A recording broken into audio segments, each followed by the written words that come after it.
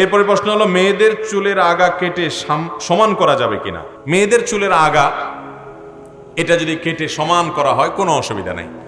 হয়তো উঁচু নিচু আছে, কোনোটা বড় কোনোটা ছোট আছে, কেউ কেটে এটাকে সমান করেছে, তাতে কোনো অসুবিধা নাই। কিন্তু মেয়েদের চুল যদি কেটে এমন করা হয় যে পুরুষ না মহিলা এটা চেনার উপায় থাকে না, আজকাল এরকম অনেক মহিলা পাওয়া যায় না, দেখা যায় না যে মহিলা না পুরুষ এটা বোঝা উপায় পাওয়া যায় না, কঠিন হয়।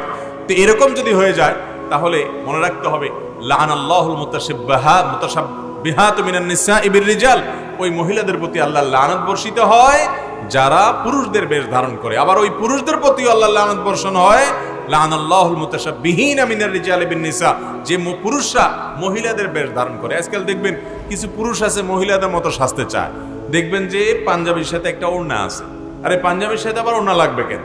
ওড়না তো মহিলাদের লেবাস না, একটা ওড়নার সাথে রাখবে।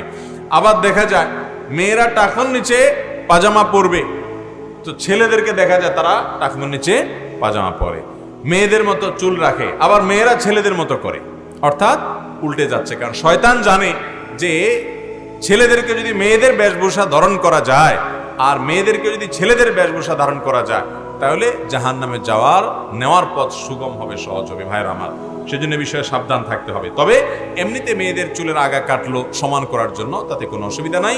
উম্মাহাতুল মুমিনিন রিদওয়ানুল্লাহি তাআলা আজমাইন তারা চুল ছোট করেছেন, বিভিন্ন বর্ণনা দ্বারা বোঝা যায়, জন্য আপনি আগা সমান করলেন, এতে অসুবিধা নেই।